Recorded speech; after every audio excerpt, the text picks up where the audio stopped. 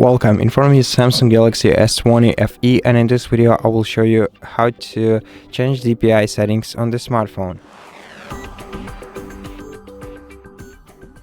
So in order to change your DPI settings, you have to go to the settings, then go to display, and in display search for font size and style, and in font size and style you can change the font size by moving the slider to the right to increase your font size, or to the left to decrease it. You can make the font bolder by switching to toggle, and you can change the font style to Samsung one, Gothic Bold, or download more fonts by clicking right here.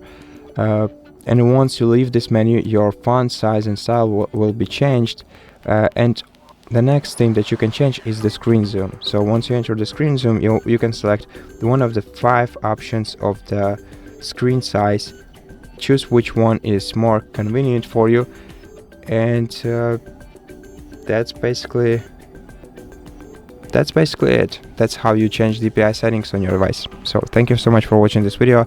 If you liked it, consider subscribing to our channel, leave us a like in the comment below, and I'll see you in the next one.